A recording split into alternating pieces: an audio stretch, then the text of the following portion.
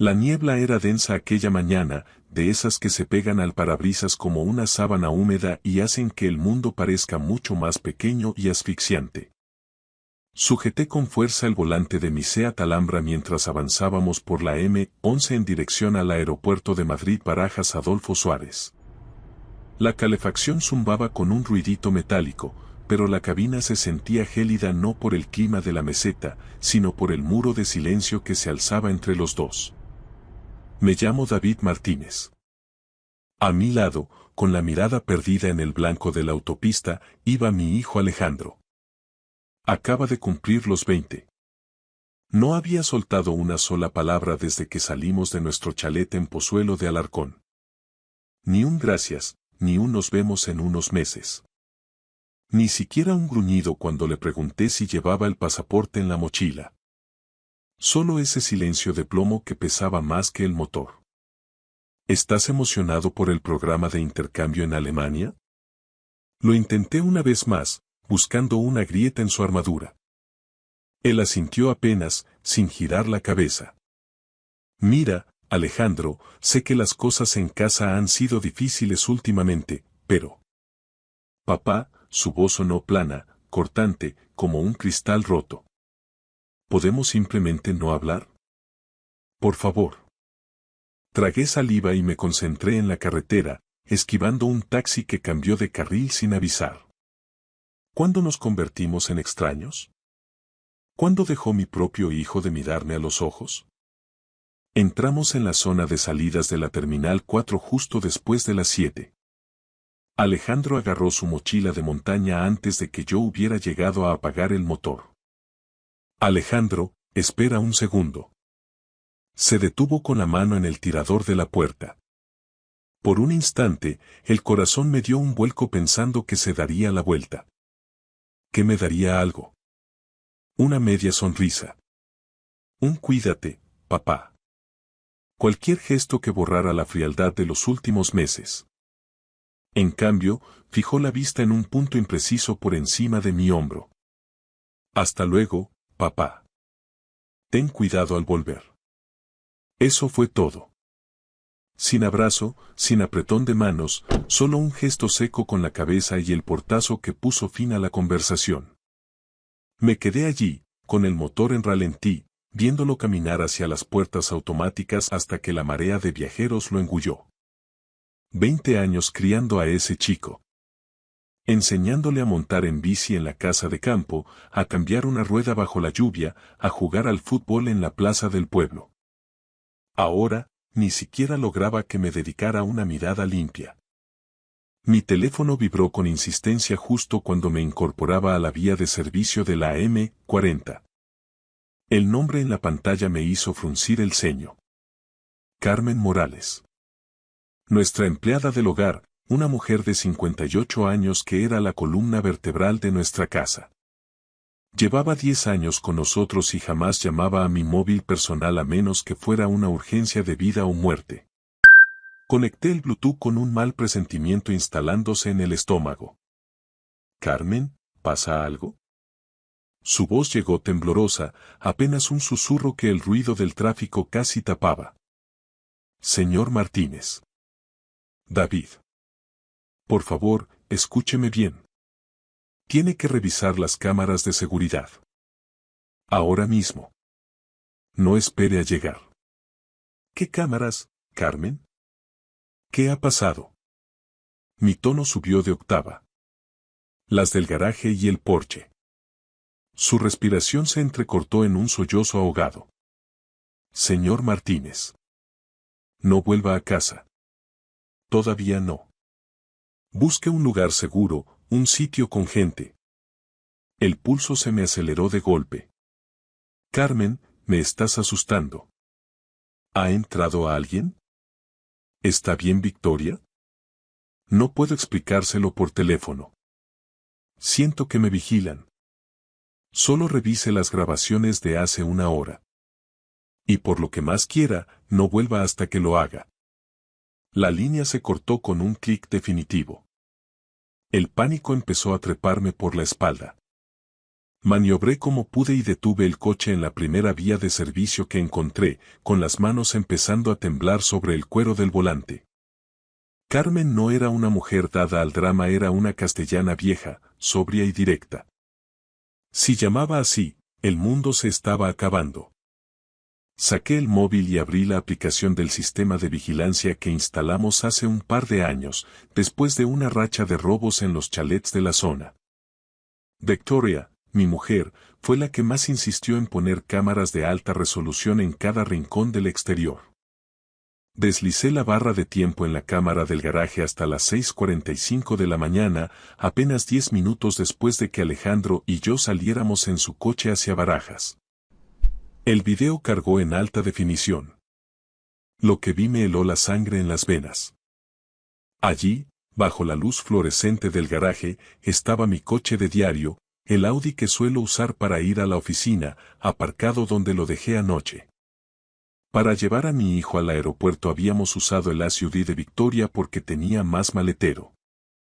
En la imagen aparecieron 3 hombres. No reconocí a los 2 primeros, vestían ropa técnica oscura y gorras de béisbol caladas hasta las cejas. Pero al tercero lo conocía de sobra. Marcos Caín. Un tipo de unos 40 años, siempre impecable, que se presentaba como consultor de riesgos patrimoniales.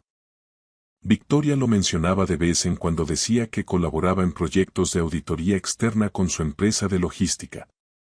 Vi, con la boca seca y el corazón martilleando, cómo Marcos se ponía de cuclillas junto a la rueda delantera izquierda de mi Audi. Uno de los matones le entregó un paquete. Un envoltorio negro, del tamaño de una caja de zapatos, sellado con cinta americana industrial. Marcos no dudó ni un segundo. Se deslizó bajo el chasis. 90 segundos después, emergió limpiándose las manos. El paquete ya no estaba a la vista. Sacó su teléfono y, con una frialdad profesional, hizo 3 fotos. El lateral del coche, el parachoques trasero y, finalmente, un primer plano de mi matrícula. Uno de los hombres soltó una carcajada y le dio una palmada en el hombro, como celebrando un gol. El otro hablaba por el móvil, lo suficientemente cerca de la cámara para que el micrófono captara sus palabras con una claridad aterradora. Hecho. Está acabado. Justo como ella quería. Justo como ella quería.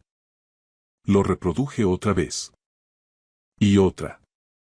Mis dedos temblaban tanto que el teléfono casi se me resbala entre los asientos.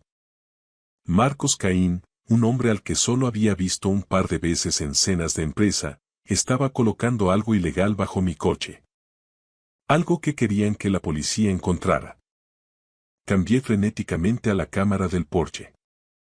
Retrocedí hasta las 6:50. Ahí estaba ella. Mi mujer. Victoria salió de casa con su traje de ejecutiva hecho a medida y una taza de café humeante. Se detuvo en el umbral y miró directamente hacia donde Marcos y sus perros de presa estaban terminando el trabajo. No hubo sorpresa, no hubo gritos, no hubo miedo. Victoria sonrió. Fue una sonrisa pequeña, gélida, de pura satisfacción. Luego, dio un sorbo a su café y volvió a entrar tranquilamente. No sé cuánto tiempo me quedé allí sentado en el arcén. ¿10 minutos? ¿Media hora? La niebla parecía cerrarse sobre el parabrisas y sentí que me faltaba el aire. Mi esposa. 23 años de matrimonio. La madre de mi hijo. La mujer con la que había construido cada cimiento de mi vida. Me estaba tendiendo una trampa mortal. No necesitaba ser un lince para saber qué había en ese paquete. Seguramente una cantidad suficiente para que me acusaran de tráfico y no de consumo. O tal vez algo peor. Con las fotos que había hecho Marcos, tenían la prueba perfecta para una denuncia anónima. El coche de David Martínez transporta material ilegal.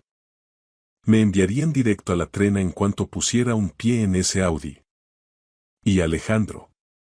Dios, mi hijo. Por eso no me miraba. Por eso ese desprecio en el coche. Él lo sabía. Lo habían envenenado contra mí o, peor aún, lo habían hecho cómplice. El teléfono vibró de nuevo, arrancándome un grito ahogado. Otra llamada. Victoria. Me quedé mirando su foto en la pantalla, el pulgar suspendido sobre el botón verde. Por un segundo, el impulso de contestar y gritarle, de exigirle una explicación, fue casi insoportable. Pero entonces recordé su sonrisa en el video. Esa sonrisa de quien ya te ha enterrado. Dejé que saltara el buzón de voz. Me quedé en silencio, rodeado de esa niebla blanca que ahora parecía una metáfora de mi vida. Agarré el volante hasta que los nudillos se me pusieron blancos y me dolió el alma. Pensé en nuestro chalet, en las barbacoas con los vecinos de Pozuelo, en los cumpleaños de Alejandro, en las mañanas de Reyes donde todo parecía perfecto. ¿Había sido todo una farsa de 23 años? ¿O algo se rompió y yo, en mi estupidez de ingeniero cuadriculado, no me di cuenta? Vibró otra vez. Un mensaje de un número desconocido. Señor Martínez, soy Carmen. Estoy usando un móvil prepago de mi hija. No use su teléfono habitual para nada importante, sospecho que tienen un rastreador en su cuenta de iCloud. Reúnase conmigo en la gasolinera de la A2, kilómetro 50. Se lo explicaré todo, pero por favor, no se le ocurra volver a casa. La policía judicial está al caer. Me quedé mirando el mensaje fijamente. Mi primer instinto fue conducir hasta la comisaría más cercana y mostrarles las grabaciones. Pero me detuve en seco. ¿Qué tenía realmente? Un video de un hombre poniendo un paquete. Una conversación ambigua. Victoria sonriendo en su casa. Marcos Caín tenía contactos, ella tenía dinero y una reputación impecable. Si la Guardia Civil registraba mi Audi ahora mismo y encontraba ese paquete, el que acabaría en Soto del Real con las esposas puestas sería yo, antes de que pudiera pronunciar la palabra trampa. Primero necesitaba saber a qué demonios me enfrentaba y cuánta gente estaba metida en esto. Arranqué el motor del coche de Victoria. La niebla empezaba a levantarse ligeramente mientras me incorporaba a la autopista, alejándome de Madrid en dirección a Guadalajara. Por primera vez en 2 décadas, entendí la verdad cruda y desnuda. La mujer con la que dormía cada noche acababa de pulsar el botón para destruirme. Y yo no tenía ni la más remota idea de lo profundo que era el agujero en el que me estaba hundiendo. Tomé una decisión en aquel arcén, con el motor del coche de Victoria aún vibrando bajo mis pies. Si querían que yo fuera el conductor de ese marronazo, necesitaba saber exactamente qué tipo de soga me estaban poniendo al cuello. Media hora después, estaba de vuelta en el parking de larga estancia de Barajas, donde mi Audi seguía exactamente donde lo dejé, bajo la luz mortecina de los fluorescentes. Antes de entrar, hice una parada rápida en una farmacia de guardia. Guantes de látex, bolsas herméticas y un kit básico de herramientas. El farmacéutico, acostumbrado al trasiego de viajeros, apenas me miró al cobrarme. El parking estaba sumido en un silencio sepulcral. Aparqué el coche de alquiler a unos 15 metros para no levantar sospechas, me enfundé los guantes y me deslicé por el suelo de cemento. El corazón me martilleaba en las sienes mientras me agachaba junto a la rueda delantera izquierda. Allí estaba. Sujeta con varias vueltas de cinta americana negra, mimetizada con el chasis, se encontraba la caja. La despegué centímetro a centímetro, conteniendo el aliento cada vez que el adhesivo rasgaba el metal. Pesaba más de lo que aparentaba. La metí en una bolsa de plástico y caminé de vuelta al coche de alquiler con la naturalidad de quien lleva la compra del súper. Conduje hasta la planta superior, buscando una esquina muerta donde sabía que las cámaras de seguridad tenían puntos ciegos. Llevo 25 años trabajando como ingeniero de instalaciones exactamente donde dejan de mirar los ojos de cristal del sistema. Entonces la abrí. 6 fardos pequeños. Polvo blanco prensado. Unos 50 gramos cada uno. Escrito con rotulador permanente en la esquina de cada bolsa, casi como una firma de inventario, aparecían las letras MC. No necesité pasarle la lengua para saber qué era. De alta pureza o algo diseñado para parecerlo ante cualquier patrulla de la Guardia Civil. En el momento en que un madero encontrara esto en mi coche, mi vida se acabaría en ese mismo instante. Marcos tenía las fotos para demostrar que el paquete estaba en mi vehículo.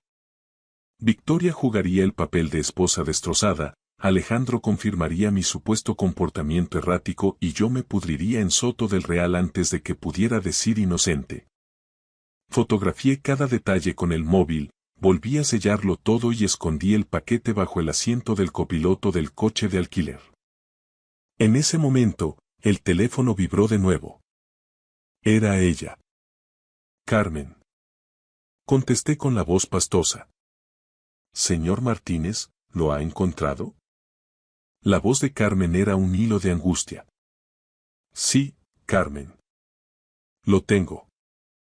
Tenías razón. Ay, Dios mío, Virgen Santa. Exhaló ella con un sollozo que me partió el alma. Lo siento tanto, David. Debí habérselo dicho antes, pero me dio un vuelco el corazón del miedo que pasé. Carmen, necesito que seas precisa. ¿Qué demonios está pasando en mi propia casa? Los escuché. A la señora y a ese tal Marcos Caín. Hace 3 días, tarde por la noche, yo estaba arriba repasando el despacho. Se pensaban que ya me había ido, pero estaba terminando la cristalería. Estaban abajo, hablando de usted como si fuera un estorbo que hay que quitar de en medio. Sentí un vacío en el estómago, como si el ascensor de mi vida se hubiera quedado sin cables. ¿Qué dijeron exactamente?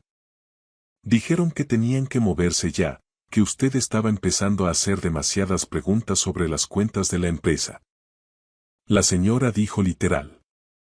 En cuanto lo detengan, liquidamos la sociedad y ponemos el chalet a la venta. Hacemos caja con todo. Y ese Marco se rió. Una risa que me dio escalofríos, señor Martínez. Dijo. La policía judicial encontrará exactamente lo que necesitamos que encuentren para que no salga de la sombra en 10 años. Cerré los ojos, apoyando la frente contra el volante. El mundo giraba demasiado rápido. ¿Y Alejandro? Conseguí articular, aunque me dolía la garganta. ¿Qué pasa con mi hijo?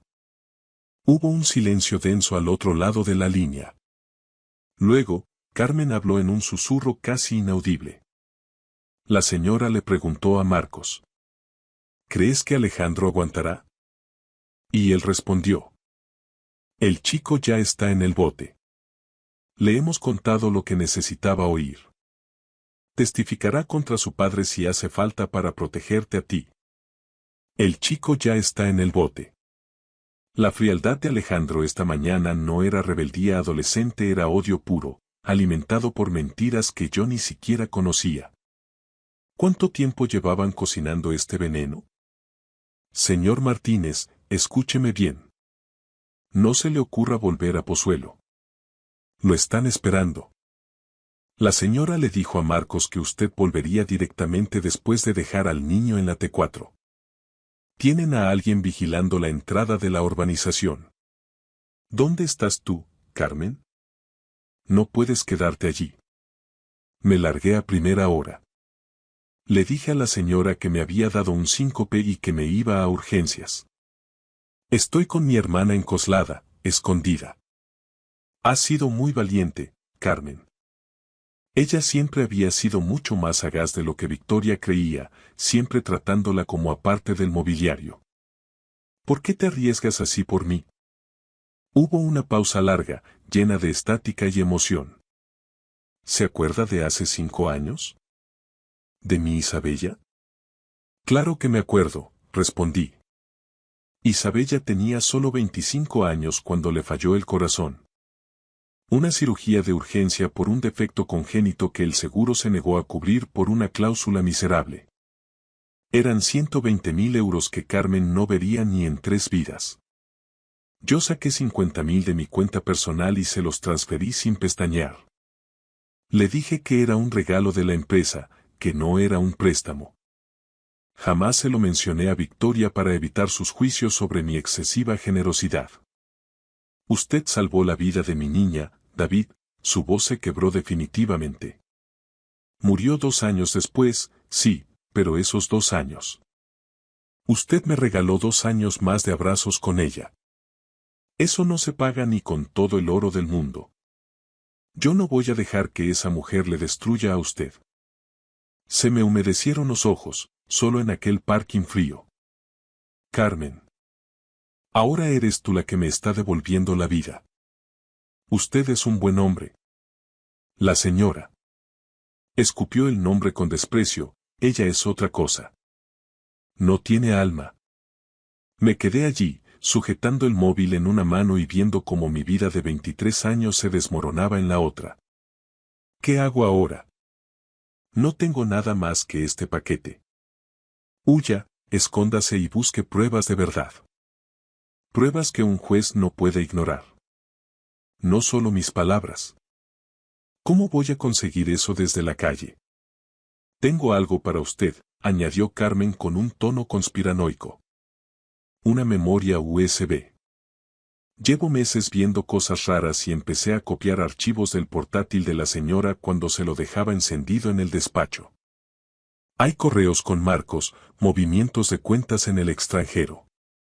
No sé si será suficiente, pero es algo. El pecho se me encogió. Carmen se había jugado el cuello entrando en el ordenador de Victoria.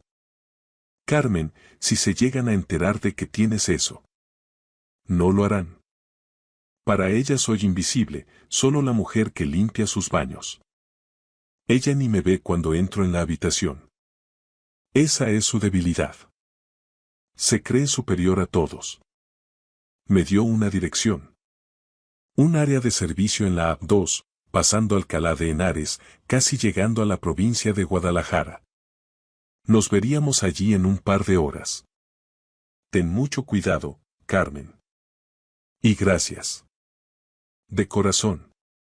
Tenga cuidado usted, señor Martínez. Marcos Caín no es solo un consultor de pacotilla. Tiene contactos en sitios muy oscuros. Lo he visto hablar con gente que lleva pistolas bajo la chaqueta. No es un juego. La línea se cortó. Me quedé mirando los muros de hormigón del parking. Las luces zumbaban sobre mi cabeza como un enjambre de avispas. Abajo, a lo lejos, sonó la alarma de un coche y se detuvo bruscamente. Busqué un cajero cerca de la salida y saqué 1.500 euros en efectivo, el límite diario de mi tarjeta. Luego, con el corazón en un puño, desactivé la localización de mi teléfono y el Bluetooth. No los detendría, pero al menos no me tendrían ubicado en el mapa de iCloud en tiempo real. Pensé en ir a la Policía Nacional. Entrar en una comisaría en plena calle Hortaleza y soltarlo todo. ¿Pero qué diría? Miren este video de mi mujer sonriendo y esta droga que digo que me han plantado. Sin pruebas periciales, solo parecería un marido despechado o un traficante intentando salvar el pellejo con una historia de película. Y en el momento en que vieran el Audi, yo sería el que dormiría en el calabozo. Prioridad 1. Desaparecer lo suficiente para entender la magnitud del agujero. Arranqué el coche de alquiler y me dirigí a la salida. Al pasar por última vez junto a mi Audi, lo miré con una mezcla de tristeza y asco. 10 años cuidando ese coche. Llevando a Alejandro a sus entrenamientos en el Rayo Majadahonda.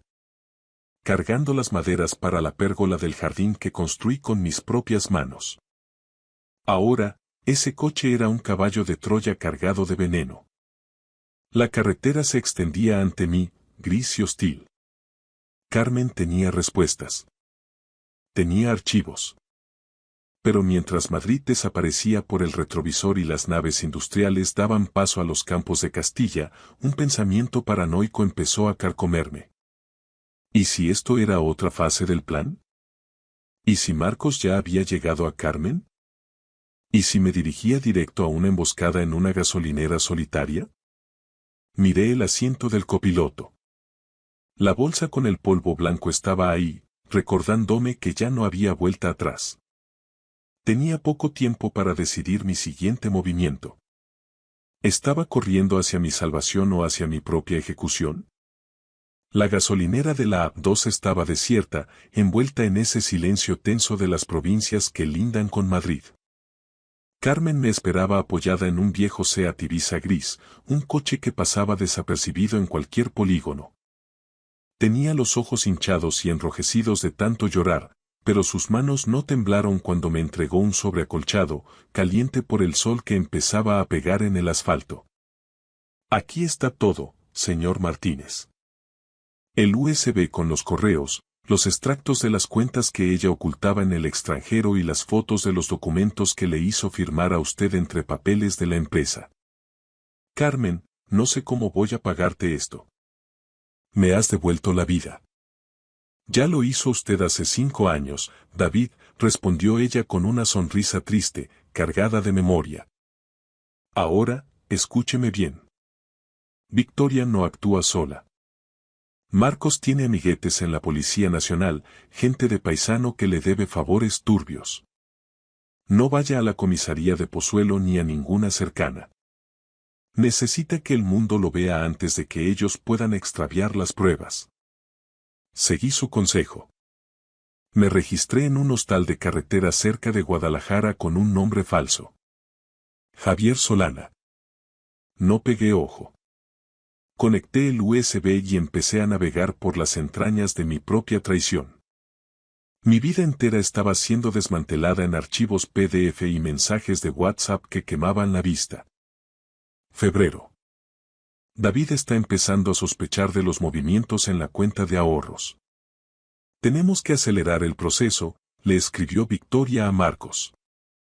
Marzo. He conseguido que Alejandro crea que su padre tiene brotes de agresividad por el estrés. El chico está asustado, me busca para que lo proteja, decía otro mensaje que me desgarró el alma. Sentí una náusea profunda, un mareo físico. Mi mujer no solo me engañaba con Marcos Caín desde hacía 8 meses, sino que estaba construyendo un informe psiquiátrico falso para declararme incapacitado o peligroso. Había desviado más de 100.000 euros a una cuenta en Andorra y ya tenía un contrato de arras para vender nuestro chalet de Pozuelo a espaldas mías. Pero lo peor fue un correo de junio. El material está listo. 6 fardos de perico. Los plantaré el lunes después de que salga para Barajas. Una llamada anónima a la Guardia Civil de Tráfico y David Martínez dormirá en Soto del Real antes de que su hijo aterrice en Berlín. Me quedé mirando la pantalla en la penumbra de la habitación del hostal. Ella quería que pasara una década en prisión para liquidar mi patrimonio y desaparecer con Marcos a algún paraíso fiscal. Y mi hijo. Mi Alejandro, estaba convencido de que su padre era un monstruo adicto. Decidí que no me escondería más. Llamé a un viejo amigo de la universidad, un abogado penalista de los que no se arrugan, y le conté todo desde una cabina pública para evitar rastreos. David, si vas a una comisaría ahora, Marcos usará sus contactos y el USB desaparecerá en el depósito de pruebas. Tienes que hacerlo público. Que no puedan ignorarlo. Crea un escándalo que la prensa no pueda soltar. Pasé los siguientes 2 días preparando el contragolpe con la precisión de la ingeniería que me dio de comer toda la vida. Gracias a Carmen, supe que Victoria y Marcos planeaban encontrarse en nuestra casa el domingo por la noche para celebrar que el problema, yo, ya no estaba. Alejandro también volvería. Victoria le había mentido diciendo que yo había huido al saber que la policía me buscaba por drogas. El domingo a las 8 de la tarde, me colé en mi propia casa. Entré por el garaje, usando el mando manual que nunca fallaba, y me refugié en la buhardilla. Tenía mi portátil conectado al sistema de cámaras. Ellos creían haber borrado el historial, pero yo había configurado un respaldo oculto en un servidor en la nube que solo yo conocía. En lugar de un blog, usé el contacto de mi abogado con un periodista de investigación. Iniciamos un streaming en directo a través de una cuenta de Instagram y Twitch con miles de seguidores, titulada La verdad sobre el caso Martínez. Anatomía de una trampa. Abajo, en el salón que yo había reformado con mis manos, Victoria y Marcos servían 2 copas de Ribera del Duero. ¿Has hablado con Alejandro?, preguntó Marcos, repantingado en mi sofá favorito con una suficiencia asquerosa. Está destrozado, pero convencido, dijo Victoria con una frialdad que me heló la sangre. Mañana firmará la ratificación ante el juez. Dirá que su padre era un adicto violento y que temía por nuestras vidas. Ya no hay vuelta atrás para él. Perfecto. En cuanto el juez dicte la orden, vendemos esta jaula y nos vamos a la costa. He preparado todo el operativo en Marbella. En ese momento, la puerta principal se abrió. Era Alejandro. Se veía pálido, con unas ojeras profundas y el paso vacilante de quien ha perdido el norte. ¿Mamá? Su voz temblaba, rota. No puedo hacerlo. No puedo declarar eso contra papá. No me cuadra. Cariño, mírame. Victoria se acercó a él con esa máscara de madre protectora que tan bien sabía usar. Estamos a salvo ahora. Tu padre se ha ido porque es un cobarde y un criminal. Todo va a estar bien. Fue entonces cuando bajé las escaleras lentamente, con el teléfono en la mano, grabando directamente sus caras de asombro mientras miles de personas lo veían en directo por la pantalla. No me he ido, Victoria. Y Alejandro no va a declarar nada de lo que le has dictado. El rostro de Victoria se descompuso, pasando del blanco al gris ceniza en un segundo. Marcos se puso en pie, intentando meter la mano en su chaqueta, pero yo no dejé de grabar. Estamos en directo, Marcos. Hay 5.000 personas viendo vuestra confesión sobre el sofá.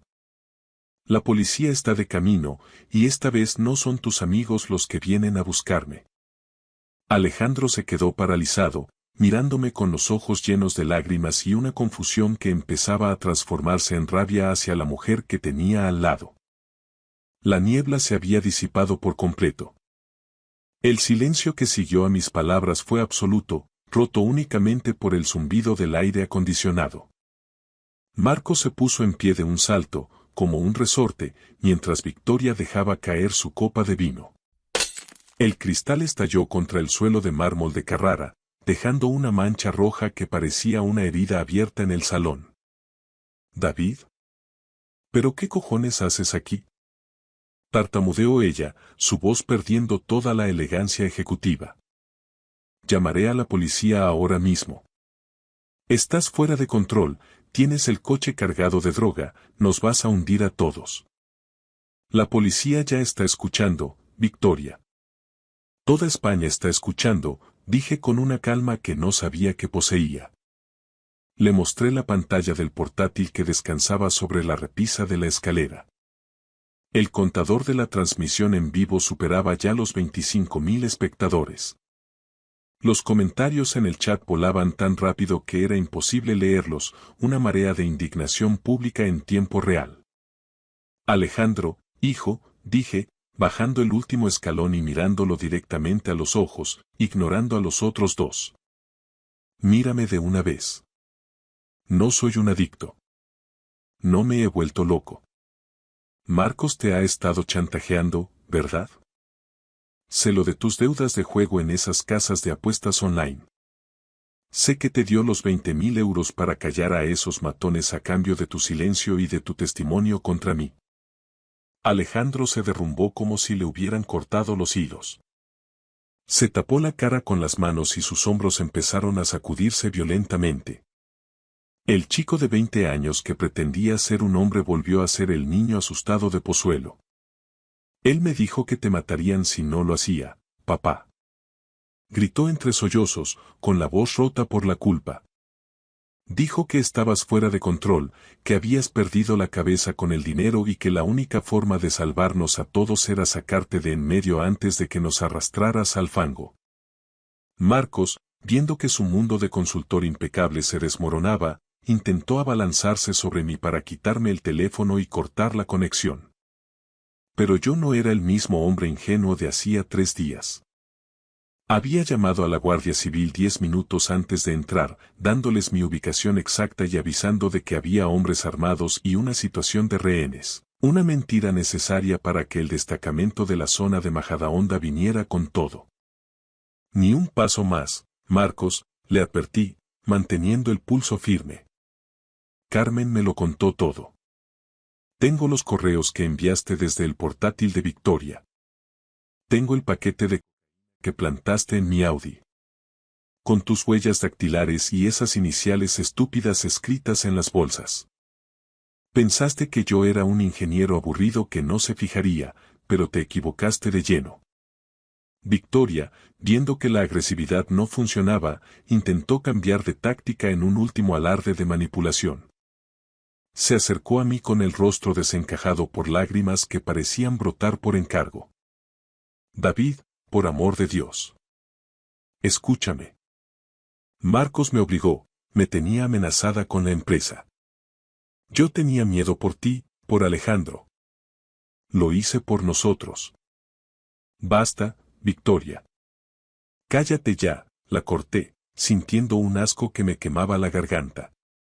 Te vi sonreír en la cámara del garaje. Te vi disfrutar mientras él saboteaba mi vida y mi relación con mi hijo. Has intentado destruir a tu propio marido y has usado a Alejandro como un peón de ajedrez. Se acabó el teatro. En ese instante, las sirenas empezaron a aullar en la entrada de la urbanización, rebotando contra las fachadas de los chalets vecinos. Las luces azules y rojas bañaron las paredes del salón, filtrándose por los grandes ventanales y creando una atmósfera de discoteca macabra. La Guardia Civil entró por la puerta principal con una contundencia ensordecedora. Al suelo. Todo el mundo al suelo. Las manos donde pueda verlas. Marcos intentó correr hacia la cocina, quizás buscando una salida trasera, pero fue interceptado por 2 agentes que lo redujeron contra el suelo con un golpe seco. Victoria se quedó de pie, paralizada, con los ojos muy abiertos, mientras un agente le ponía las esposas y le leía sus derechos con una frialdad profesional. Caminé hacia Alejandro, que seguía de rodillas en el centro de la estancia. Lo rodeé con mis brazos, protegiéndolo de la vista de los agentes y de la cámara que seguía transmitiendo al mundo el final de nuestra familia perfecta. Por primera vez en meses, no se alejó. No hubo frialdad. Se aferró a mi camisa con fuerza, escondiendo el rostro en mi pecho, y lloró como si el mundo se fuera a acabar. Perdóname, papá. Por favor, perdóname por no confiar en ti. Por haber creído sus mentiras, susurraba entre espasmos. Lo sé, hijo. Lo sé perfectamente, le contesté, sintiendo cómo se me quebraba la voz. Estás a salvo ahora. Se ha terminado. Mientras los agentes sacaban a Victoria y a Marcos de la casa bajo la luz de los focos, me di cuenta de que la niebla que nos rodeaba en el aeropuerto de Barajas finalmente se había disipado. Pero el paisaje que quedaba detrás de ella estaba en ruinas. Han pasado 6 meses desde aquella noche fatídica en Pozuelo de Alarcón. El proceso judicial contra Victoria y Marcos Caín se convirtió en el caramelo de los programas de sucesos y las tertulias de la televisión española. Los medios, con su habitual sensacionalismo, lo bautizaron como el complot del chalet de lujo o la trampa de la T4. Gracias a las grabaciones que logré rescatar de la nube y, sobre todo, al testimonio inquebrantable de Carmen, el juez de la audiencia provincial no tuvo dudas. Victoria fue condenada por denuncia falsa, tentativa de estafa agravada y corrupción de menores, al demostrarse mediante peritajes psicológicos la manipulación sistemática a la que sometió a Alejandro. Marcos Caín resultó ser un viejo conocido de la UDEB, un pájaro con antecedentes por extorsión y blanqueo en la Costa del Sol que operaba bajo una fachada de consultoría legal. Ambos están ahora cumpliendo condena en centros penitenciarios distintos, lejos del lujo y de las apariencias. Yo, por mi parte, necesitaba aire nuevo. Vendí el chalet de Pozuelo, había demasiados fantasmas arrastrándose entre esas paredes de mármol y jardín impecable, y compré un piso con solera y techos altos con vistas al Parque del Retiro. Es bastante más pequeño que nuestra antigua casa, pero aquí el aire se siente extrañamente más limpio, menos viciado por las mentiras. Alejandro sigue en terapia. El daño que su madre le infligió, inoculándole el veneno de que su propio padre era un monstruo adicto, no es algo que se cure de la noche a la mañana con un par de sesiones. Hay heridas que aún supuran, pero estamos reconstruyendo los puentes, ladrillo a ladrillo. El otro día, por primera vez en años, fue él quien me llamó por iniciativa propia. Me invitó a ver un partido del Real Madrid al Santiago Bernabéu. No hablamos mucho del pasado mientras estábamos en la grada, preferimos centrarnos en el juego. Pero al salir, nos quedamos en un bar de los de siempre, compartiendo un bocadillo de calamares bajo el frío de Madrid, tal y como hacíamos cuando él era apenas un niño. En ese momento, entre el ruido de la gente y el olor a fritura, sentí que recuperaba a mi hijo. Carmen. Bueno, Carmen ya no es nuestra empleada. Ahora es, sencillamente, de la familia. Con una parte sustancial del dinero de la venta de la casa, cumplí una promesa silenciosa. Montamos la Fundación Isabella, en memoria de su hija. La organización se dedica a financiar cirugías cardíacas de urgencia para familias que, como ella en su día, se ven desamparadas por el sistema. Ella misma la dirige con una entrega que me conmueve cada día. Es lo mínimo que podía hacer por la mujer que decidió no mirar hacia otro lado cuando mi vida estaba a punto de saltar por los aires. A veces, por las noches, me quedo en el balcón mirando el skyline de Madrid, las luces de las 4 torres al fondo, y recuerdo la niebla de aquella mañana de camino a Barajas. Es aterrador pensar cómo la vida puede cambiar en un par de segundos, en un par de kilómetros. He aprendido que quien duerme a tu lado, compartiendo tu cama y tus secretos, puede ser un completo extraño capaz de lo peor, y que quien limpia tu casa, la persona a la que a veces ni siquiera saludas con atención, puede terminar siendo tu ángel de la guarda. He aprendido a no dar nada por sentado. He aprendido que la verdad, por muy espesa que sea la bruma que intenten lanzar sobre ella, siempre encuentra su camino hacia la superficie, tarde o temprano. Ahora, cuando cierro la puerta de mi casa por la noche y escucho el silencio, sé exactamente quién soy y, lo más importante, sé quiénes están de mi lado. Y por primera vez en 23 años, puedo decir que duermo en paz. Gracias por escuchar mi historia hasta el final. Si resonó contigo, dale like, escribe en los comentarios qué fue lo que más te tocó y no olvides decir de dónde eres. Suscríbete al canal, vienen muchas más historias. Me quedé mirando los planos extendidos sobre el escritorio de mi oficina privada. A mis 44 años, había forjado Tecnologías Vértice desde los cimientos, convirtiéndola en un imperio de miles de millones de euros que muy pocos sabían que yo controlaba.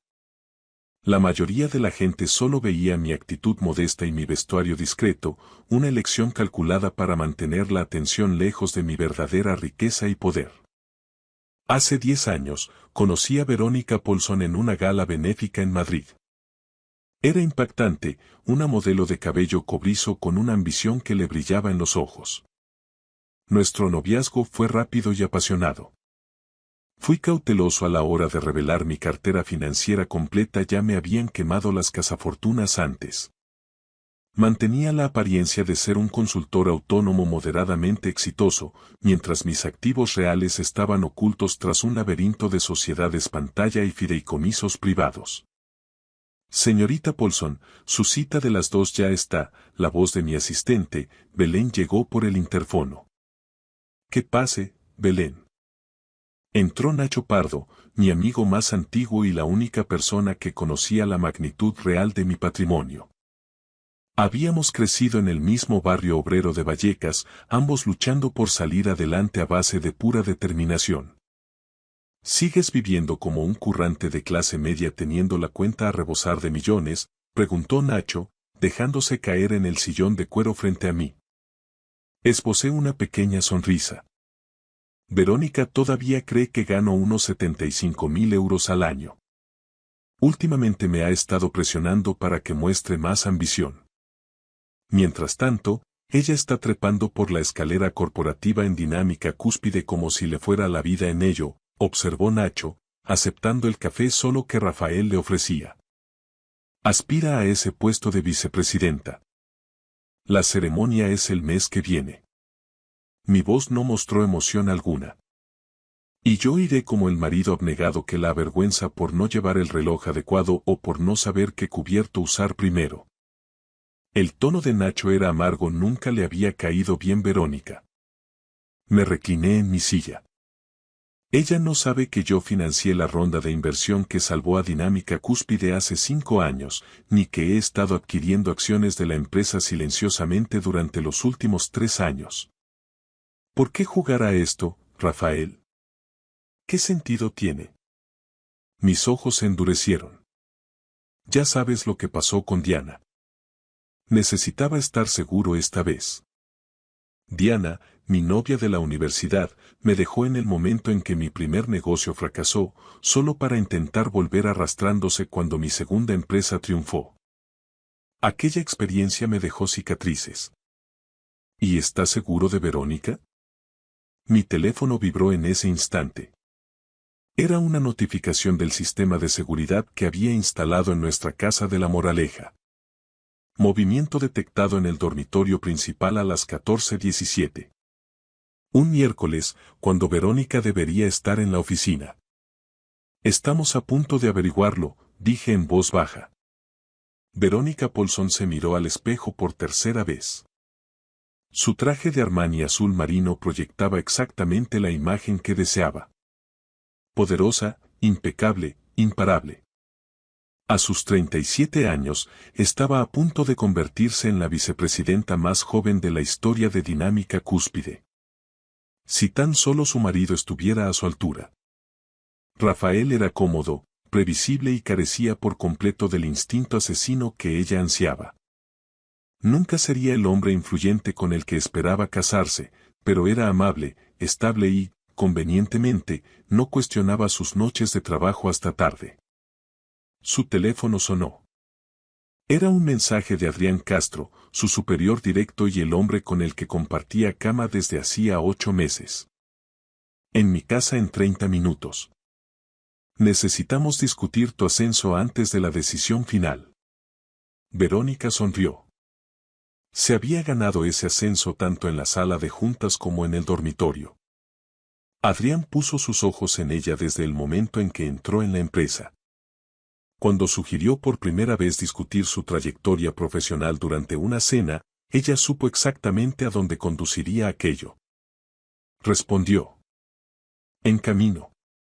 ¿Llevo la propuesta para la cuenta Thompson? Solo a ti misma, y quizá esa lencería roja. El corazón de Verónica se aceleró. El romance había sido embriagador. Adrián era todo lo que Rafael no era. Poderoso, conectado, excitante. El riesgo solo añadía emoción. Salió temprano del trabajo, le dijo a su secretaria que tenía migraña y se cambió en su club privado de camino a la cita con Dominique. Mientras se ponía la lencería roja que Adrián le había comprado, nunca notó la alerta silenciosa enviada al teléfono de su marido. Rafael observó las imágenes de seguridad por tercera vez, con el rostro impasible mientras veía a su esposa entrar en su dormitorio, ponerse una lencería que él nunca había visto y volver a salir. La marca de tiempo mostraba que llevaba fuera del trabajo más de 2 horas mientras afirmaba estar en reuniones. Cielo santo, Rafa, Nacho estaba detrás de él, mirando el monitor. Lo siento. No lo sientas, la voz de Rafael carecía de emoción. Llevo meses sospechándolo, ahora tengo la confirmación. ¿Qué vas a hacer? Rafael apagó el monitor. ¿A quién tenemos en Pinnacle? A Harold Whitney en finanzas. Lleva años en tu nómina. Y está Pamela Strickland en recursos humanos. Diles que tiren del hilo hasta que no quede nada por descubrir. Quiero saber con quién se acuesta, desde cuándo y qué espera ganar con ello. Los dedos de Rafael tamborilearon metódicamente sobre su escritorio. Y contacta con Gina Torres. Necesito hacer algunos cambios en mis activos. Gina Torres había sido la abogada de Rafael durante 15 años, orquestando sus complejos acuerdos comerciales con una eficiencia despiadada. En pocas horas, Rafael tuvo un nombre. Adrián Castro, vicepresidente ejecutivo en Dinámica Cúspide. Casado, con 2 hijos y famoso por acostarse con mujeres ambiciosas de la empresa. Según Pamela, se había visto a Verónica entrar en su oficina fuera del horario laboral y salir desarreglada mucho más tarde. Recibos de hotel, informes de gastos con solapamientos sospechosos y mensajes de texto recuperados por el contacto de IT Harold pintaban un cuadro claro. Nacho estudió a su amigo con cuidado. Te lo estás tomando demasiado bien. ¿Esperabas que rabiara? ¿Que rompiera cosas? Preguntó Rafael con una calma inquietante. Ese no soy yo. No, asintió Nacho. Tú eres el tipo que espera y planea hasta que sus enemigos ni siquiera ven venir el cuchillo. Sonó el teléfono de Rafael. Era Verónica. Hola, cariño, ¿cómo va tu día? Respondió él con voz perfectamente normal. Agotador. Estas presentaciones para la junta me están matando, la mentira le salió con facilidad. Llegaré tarde a casa otra vez. No me esperes despierto. Claro. Buena suerte con todo. Rafael colgó sin cambiar el gesto. ¿Cuál es tu siguiente movimiento? Preguntó Nacho. Rafael abrió una hoja de cálculo que mostraba sus participaciones en Dinámica Cúspide, actualmente en un 28%. He estado comprando a través de sociedades pantalla durante años. El actual CEO, Martín Reverté, quiere jubilarse. Posee el 23% de las acciones y las ha estado ofreciendo discretamente. ¿Vas a comprar la empresa? Nacho parecía atónito. Voy a ser el dueño de la empresa, Nacho. Y ni Verónica ni su amante lo sabrán hasta que sea demasiado tarde. Adrián Castro recorrió con los dedos la espalda desnuda de Verónica mientras ella yacía a su lado en la cama del hotel. La junta se reúne mañana para finalizar la selección del vicepresidente, susurró él. He presionado mucho por ti. Verónica se giró hacia él. Peterson se inclinaba por Lawrence por su experiencia, pero le convencí de que tú eres el futuro de Pinnacle. La mano de Adrián bajó más. Lo vas a conseguir, nena. Verónica sonrió. ¿Y qué pasará después de que consiga el ascenso? No podemos seguir a escondidas para siempre. La expresión de Adrián se enfrió un poco. Paso a paso. Mi divorcio sería complicado. No hablo de tu divorcio, respondió Verónica con cuidado. Hablo de trabajar juntos abiertamente como colegas. A menos que te preocupe que la gente piense que me acosté con alguien para llegar a la cima. Adrián soltó una carcajada. ¿No es exactamente lo que hiciste?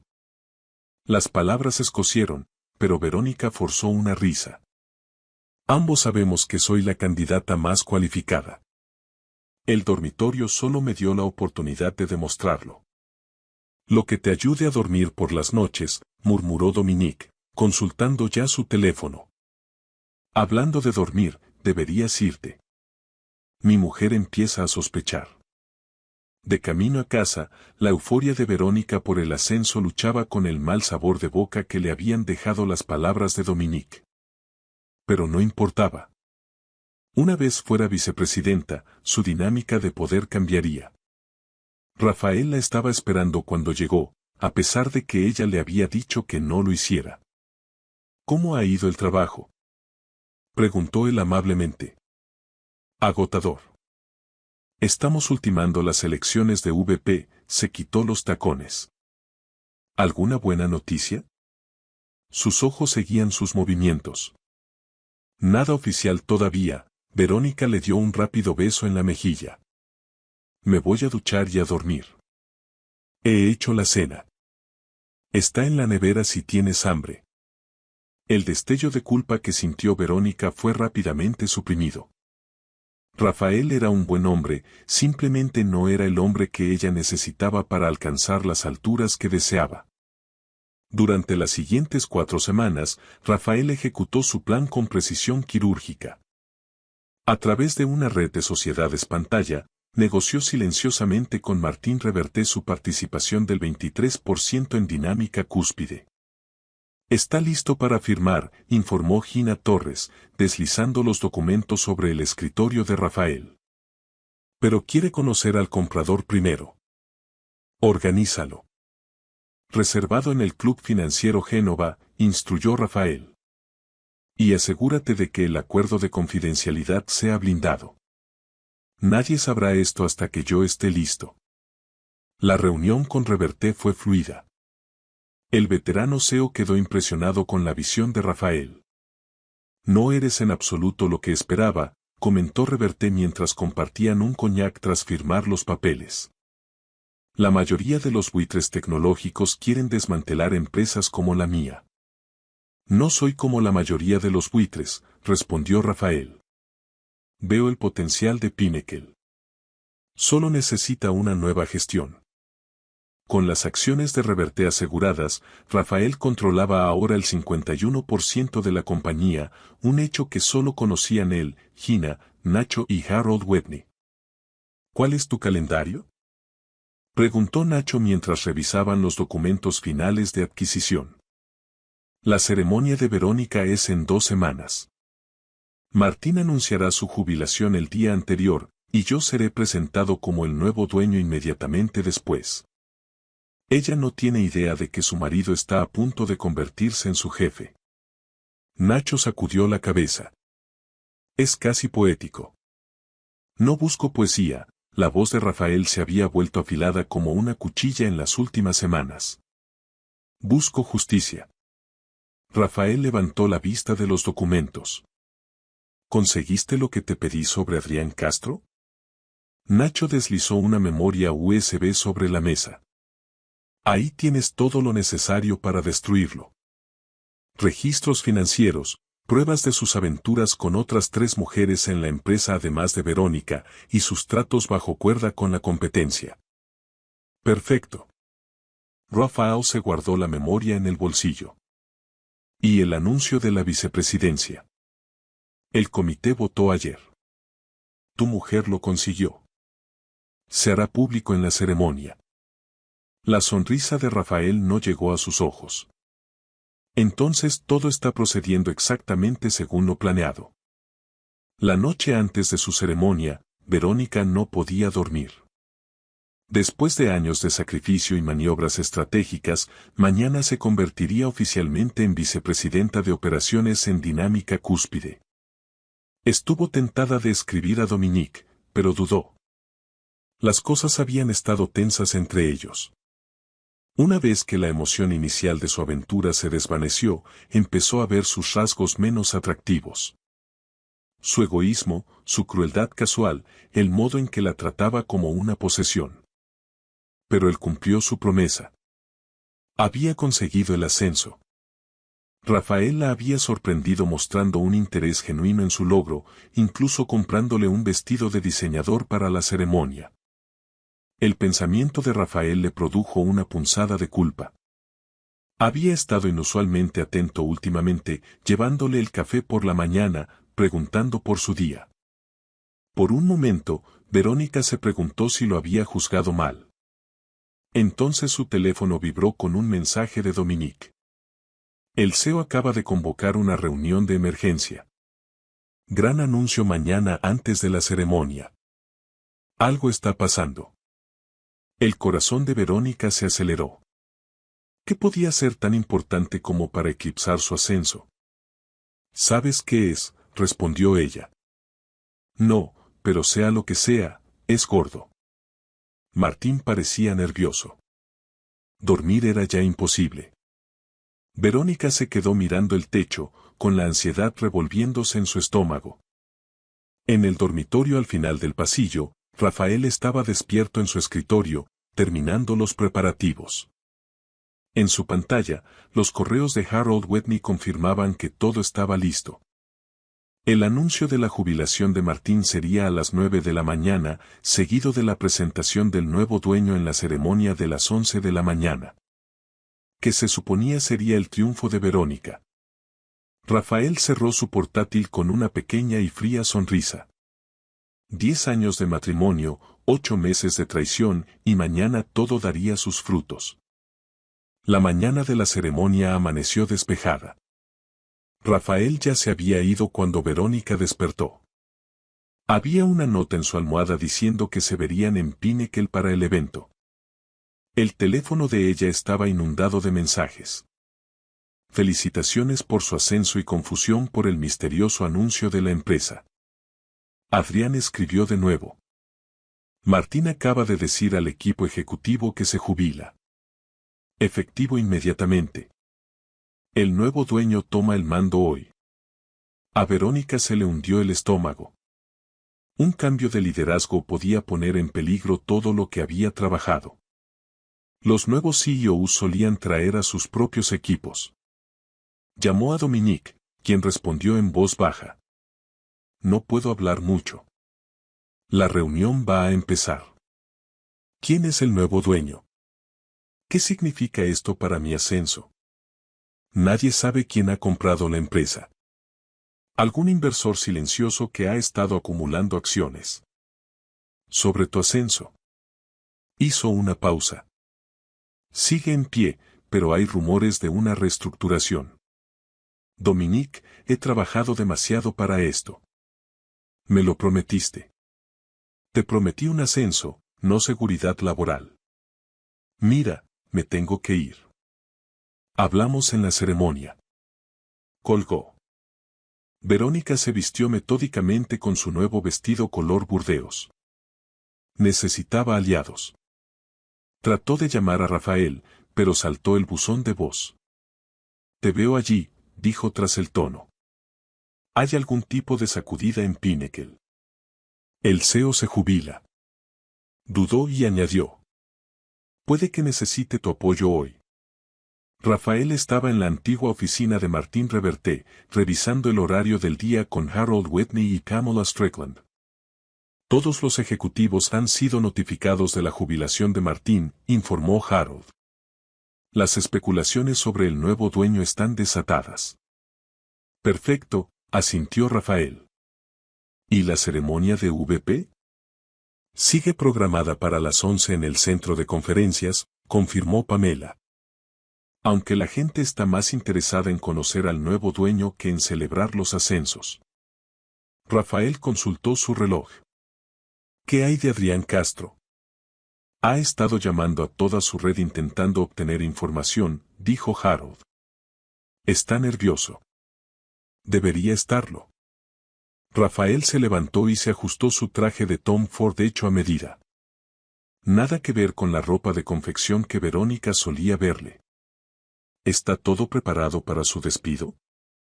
Toda la evidencia de su mala conducta ha sido recopilada. El departamento legal ha confirmado que tenemos motivos para el despido inmediato sin indemnización, asintió Pamela. Bien. Mantenedlo hasta después de la ceremonia. Quiero que todos sean testigos de lo que les ocurre a quienes abusan de su posición. Rafael se enderezó los gemelos de diamante, otro detalle que su esposa nunca había visto. Casi es la hora. Procedamos. Verónica llegó a las oficinas de Pinnacle para encontrar el edificio bullendo de rumores. Colegas a los que normalmente apenas saludaba la paraban para pedir información, asumiendo que, como futura vicepresidenta, debía de saber algo. Sé lo mismo que vosotros, les decía con calma, manteniendo la compostura a pesar de su agitación interna. Vio a Adrián al otro lado del vestíbulo, rodeado de otros ejecutivos. Él levantó la vista y le hizo un leve gesto de negación con la cabeza. Sin noticias. Mientras se dirigía al centro de conferencias, Pamela Strickland la interceptó. Señora Paulson, felicidades por su ascenso. Gracias, Pamela. Verónica siempre había encontrado a la directora de recursos humanos fríamente eficiente y un poco intimidante. Quería informarle de que la disposición de los asientos ha cambiado. Estará en la mesa principal, como corresponde a su nuevo cargo, con los ejecutivos y el nuevo dueño. La sonrisa de Pamela no llegó a sus ojos. Es todo un honor. Antes de que Verónica pudiera preguntar más, Pamela se excusó. Verónica miró su teléfono, seguía sin noticias de Rafael. El centro de conferencias estaba lleno. El aire estaba cargado de expectación. Adrián llegó finalmente a su lado. ¿Alguna novedad?, susurró ella. Nada. Él parecía tenso. Pero quienquiera que sea, lleva planeando esto mucho tiempo. Martín admitió que lleva semanas negociando la venta. Y tú no tenías ni idea. Pensaba que sabías todo lo que pasaba en esta empresa. Adrián apretó la mandíbula.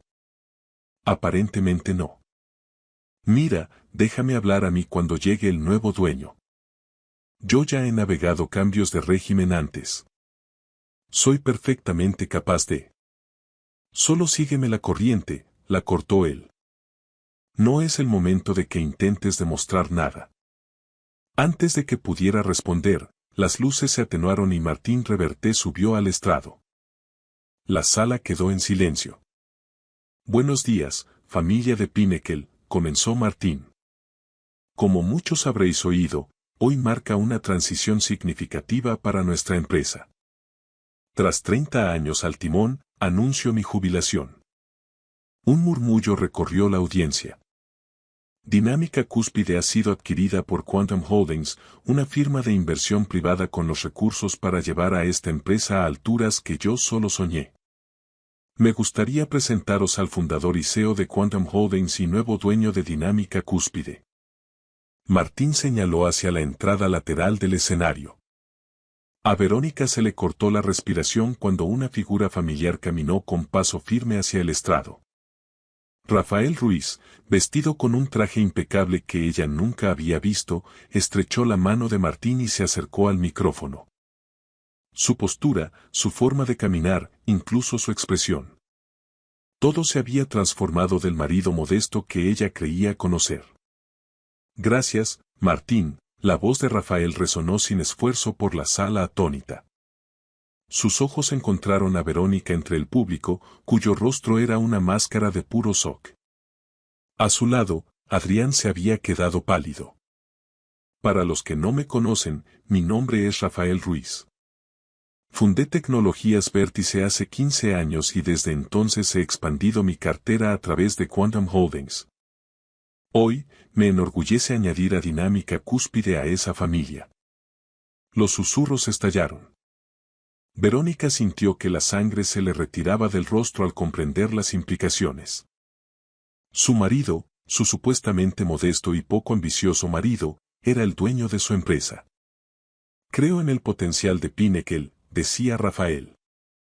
Pero alcanzar ese potencial requerirá cambios, empezando por un liderazgo que encarne la integridad, la lealtad y la verdadera ambición. No el tipo de ambición que trepa sobre los demás o utiliza las relaciones personales para avanzar. Su mirada recorrió la sala, deteniéndose momentáneamente en Adrián antes de volver a Verónica. El mensaje era inconfundible. Adrián se inclinó, susurrando con urgencia.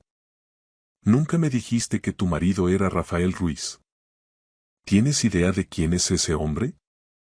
Verónica solo pudo sacudir la cabeza, aturdida, mientras su mundo se derrumbaba. El hombre al que había despreciado, al que había traicionado y mentido durante meses, se revelaba ahora como un titán de los negocios y, además, su jefe. La ceremonia continuó como un sueño borroso para Verónica.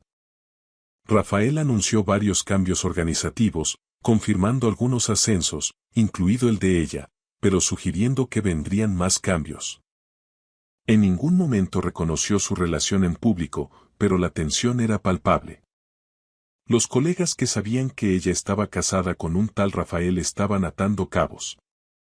Al terminar los anuncios, Rafael invitó al equipo ejecutivo y a los recién ascendidos a un almuerzo privado.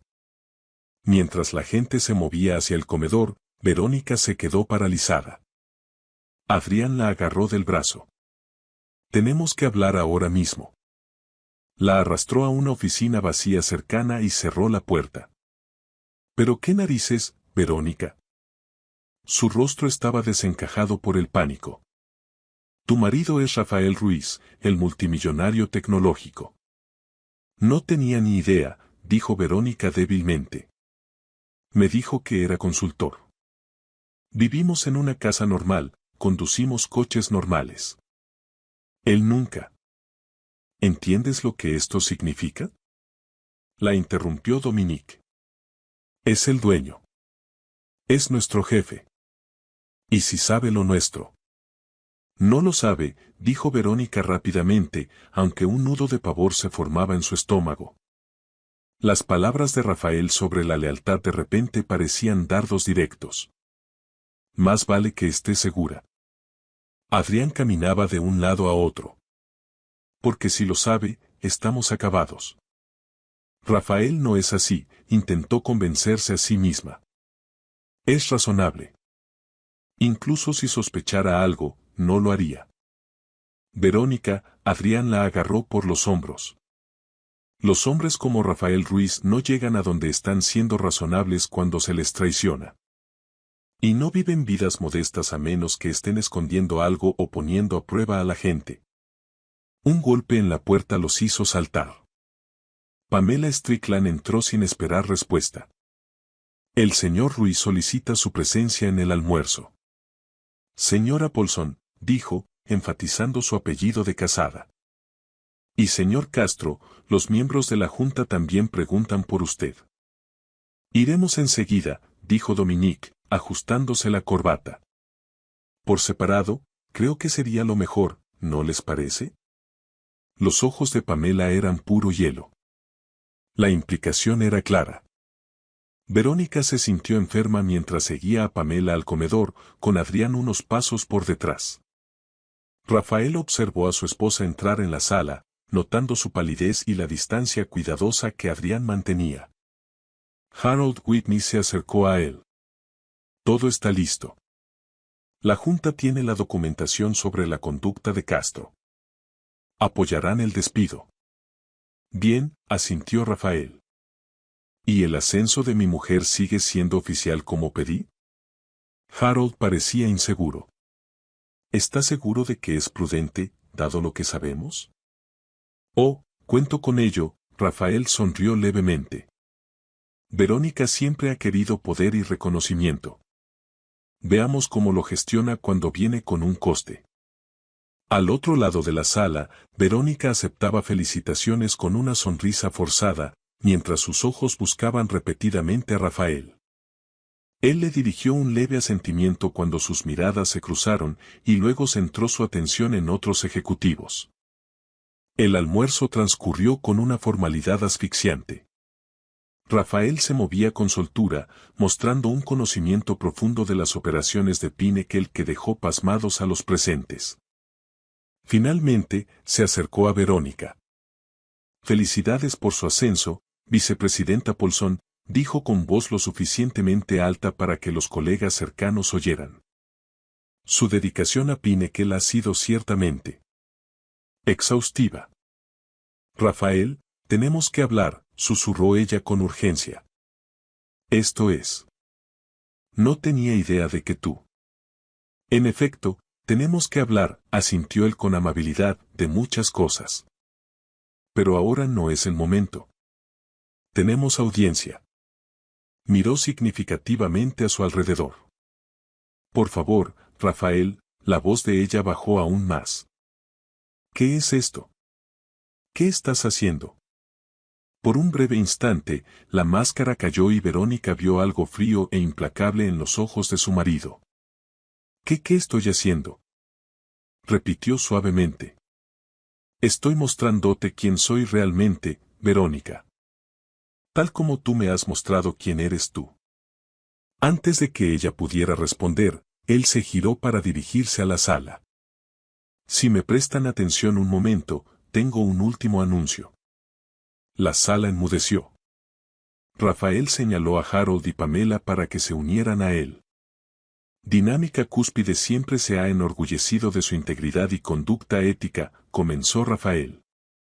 Desgraciadamente, he descubierto que esos estándares no siempre han sido respetados por todos los miembros del equipo directivo. Adrián Castro se quedó completamente inmóvil. Señor Castro, Rafael se giró hacia él directamente. A partir de este momento, su empleo en Dinámica Cúspide queda rescindido. Un estallido de susurros llenó el comedor. ¿Bajo qué cargos?, exigió Dominique, con el rostro rojo de ira. Acoso sexual, uso indebido de recursos de la empresa y violación de las políticas de ética, enumeró Rafael con calma. La señorita Strickland tiene la documentación completa, revisada por el equipo legal y la junta. Será escoltado para recoger sus cosas inmediatamente. Adrián buscó aliados con la mirada, pero no encontró ninguno. Finalmente, señaló a Verónica. Esto es por ella, ¿verdad? Por su mujer. Pregúntele dónde estaba todas esas noches que decía estar trabajando. Pregúnteselo usted, señor Castro, la voz de Rafael cortó el aire como una cuchilla de afeitar. Yo sé exactamente dónde ha estado mi mujer y con quién. Eso es un asunto personal entre nosotros. Su despido se basa únicamente en su patrón de conducta inapropiada con múltiples empleadas. A menos que prefiera que entre en detalles públicamente. La boca de Adrián se cerró de golpe. 2 guardias de seguridad aparecieron en la puerta. Dinámica Cúspide entra en una nueva era, concluyó Rafael mientras Adrián era escoltado fuera, con su carrera y reputación hechas añicos en minutos. Una era donde se premia el mérito, la integridad y la lealtad. Espero trabajar con quienes compartan esa visión. Sus ojos buscaron los de Verónica. El mensaje era inconfundible. Ella era la siguiente. Verónica pasó el resto del día en un estado de terror suspendido. Rafael desapareció en reuniones. Ella se encerró en su oficina, ignorando los mensajes constantes de Dominique. Tu marido me ha tendido una trampa. Esto es por lo nuestro y lo sabes. ¿Vas a dejar que me destruya? Ella los ignoraba todo, su mente solo ataba cabos. Rafael lo sabía. ¿Desde cuándo? El sistema de seguridad. ¿La había estado monitorizando? Las piezas encajaban de forma horrorosa. Sus viajes de negocios tan convenientes, su interés repentino en sus eventos de trabajo. Estaba reuniendo pruebas, tendiendo una trampa, y ella había caído de lleno. A las 18, sonó el teléfono de su oficina. A mi despacho. Ahora, dijo la voz de Rafael. Verónica subió a la planta ejecutiva sintiéndose como una condenada al patíbulo. La nueva oficina de Rafael tenía ventanales de suelo a techo con vistas a todo Madrid. Él estaba sentado tras un escritorio macizo revisando documentos. Cierra la puerta, dijo sin levantar la vista. ¿Cuánto tiempo hace que lo sabes?, preguntó ella finalmente. ¿Sobre el romance? 8 meses y 3 días desde que empezó. La precisión de la respuesta la dejó helada. ¿Y todo esto? Comprar la empresa, la ceremonia de hoy. ¿Todo ha sido para humillarme? No todo gira en torno a ti, Verónica, la voz de Rafael era plana. Dinámica Cúspide es una buena inversión. El momento fue conveniente. Rafael, por favor, ella dio un paso adelante. Sé que cometí un error terrible. Puedo explicarlo. Quédate atrás, me avergüenzas. La cortó Rafael, alzando la voz de repente, sobresaltándola. Verónica se quedó helada. Era el recuerdo de hace 6 meses, en una entrega de premios del sector. Rafael había intentado acercarse a ella cuando su equipo ganó y ella lo había empujado hacia atrás, siseándole esas mismas palabras. Damas y caballeros, conozcan al nuevo dueño de su empresa, dijo Rafael, señalándose a sí mismo mientras se levantaba. Ese momento. El momento exacto hoy en el que te diste cuenta de quién era yo. Cuando comprendiste que el marido al que habías estado engañando, despreciando por poco ambicioso y avergonzándote de él, era en realidad el hombre al que desesperadamente intentabas impresionar. Eso ha valido cada céntimo que pagué por esta empresa. Verónica sintió que las lágrimas asomaban. Rafael, lo siento. No sabía que era rico, terminó él. ¿Y eso qué diferencia marca? Si hubiera sido el simple consultor que tú creías, ¿habría sido aceptable tu traición? No, por supuesto que no. Entonces, ¿qué querías decir? ¿Que no habrías engañado si hubieras sabido que tenía dinero? ¿Que tus votos solo valían hasta que apareciera alguien más poderoso? Su calma era más aterradora que cualquier grito. Rafael, podemos arreglarlo. Iremos a terapia. Haré lo que haga falta. No hay nada que arreglar, dijo él simplemente. Nuestro matrimonio ha terminado. Lo hizo en el momento en que decidiste acostarte con Adrián Castro. Lo de hoy solo ha sido el anuncio formal. ¿Qué quieres decir? El pánico subió por la garganta de Verónica. ¿Me vas a despedir a mí también? Rafael sonrió con frialdad. Despedirte, no. Te has ganado tu ascenso, Verónica. Por tu trabajo y talento, diga lo que diga Dominique. El alivio la inundó, seguido de sospecha. Entonces, ¿qué pasa ahora? Ahora consigues exactamente lo que querías. Poder, prestigio y responsabilidad. A partir de mañana informarás directamente al comité ejecutivo, que presido yo, sobre nuestro matrimonio. Los papeles del divorcio llegarán a tu oficina mañana. Se aplicará el acuerdo prenupcial que firmaste. Tú te quedas con tus activos, yo con los míos. He organizado que te quedes en el Four Seasons hasta que encuentres casa. Tu acceso a nuestra vivienda ha sido revocado. Rafael, por favor. Suplicó ella, perdiendo la compostura. 10 años juntos. ¿No significan nada? Lo significaban todo para mí, respondió él en voz baja. Hasta que descubrí que no significaban nada para ti. Eso no es verdad. Cometí un error. Un error es olvidar un aniversario.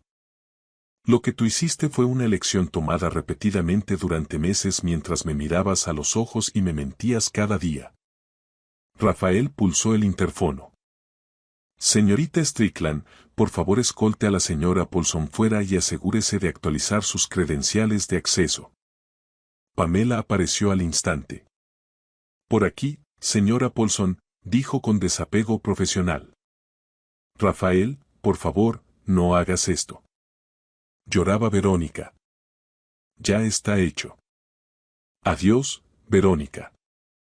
Al salir, Verónica miró atrás y vio a Rafael ya al teléfono, siguiendo con sus negocios como si ella nunca hubiera existido.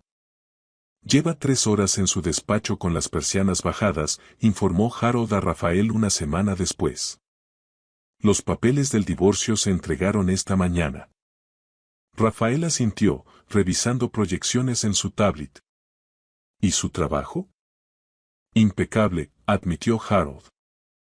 Se podrá decir lo que sea de Verónica, pero es buena en lo suyo.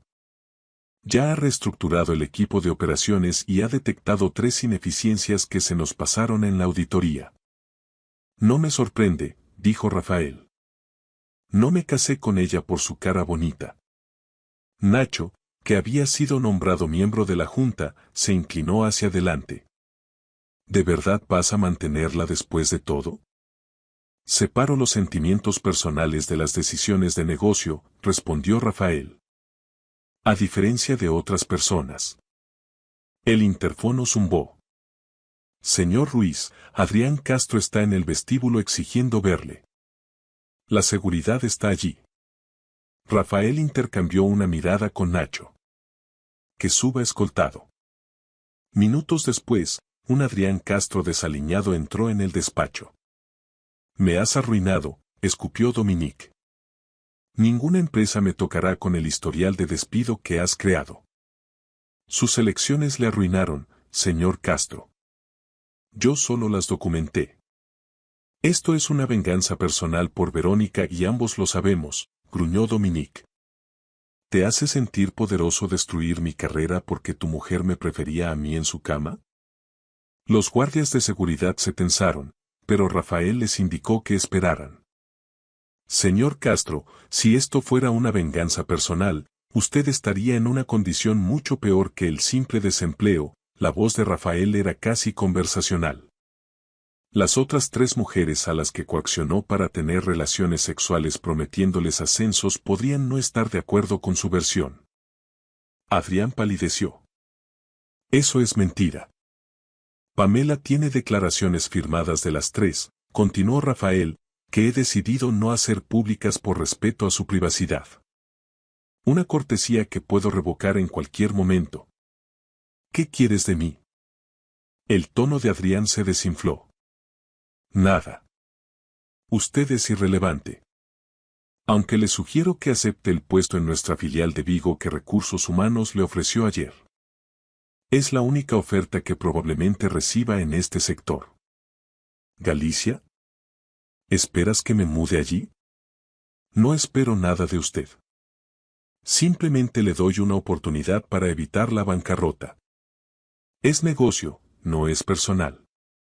Eres un bastardo despiadado, susurró Dominique. Rafael sonrió levemente. Gracias por el cumplido. Ahora, a menos que tenga asuntos de negocios, mi equipo le acompañará a la salida. Tras la salida de Dominique, Nacho sacudió la cabeza.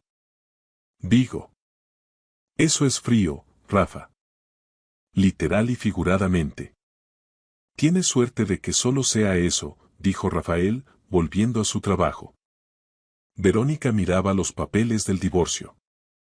Los términos eran tal como Rafael había dicho. Separación quirúrgica. No había pensión compensatoria, ni propiedades compartidas. En las semanas posteriores, apenas había visto a Rafael. Él se comunicaba solo por canales oficiales, tratándola con la misma cortesía profesional que al resto. Los cuchicheos la seguían. La mujer que engañó a un multimillonario sin saber quién era. Un golpe en la puerta. Pamela Strickland entró. La reunión del comité empieza en 10 minutos. El señor Ruiz solicita su plan de operaciones trimestral. Lo llevaré, dijo Verónica secamente. Además, añadió Pamela, el Four Seasons ha llamado. Su estancia termina mañana. Querían saber si va a reservar de nuevo. El recordatorio de que prácticamente no tenía hogar fue otra puñalada. Gracias por recordármelo. Pamela se detuvo en la puerta. Si me permite un consejo no solicitado, señora Paulson. Señorita Paulson, corrigió Verónica, usando ya su apellido de soltera. Señorita Paulson, entonces.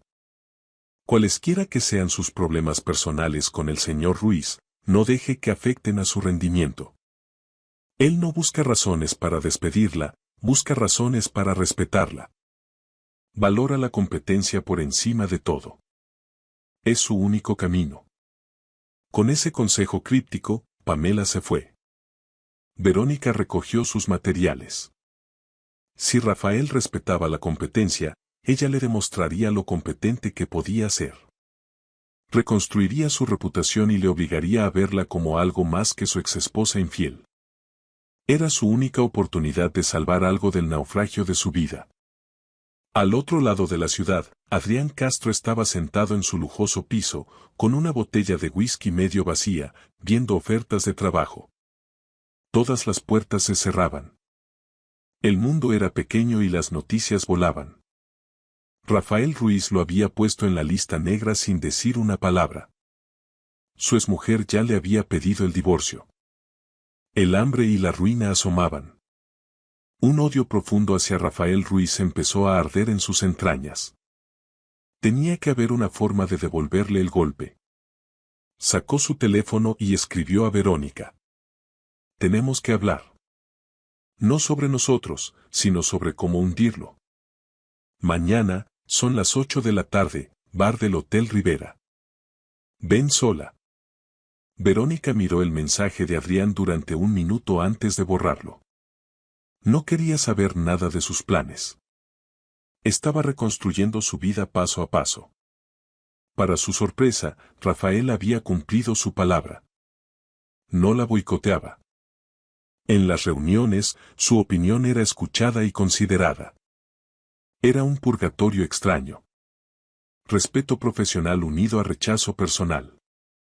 En el bar del Hotel Rivera, Adrián esperó.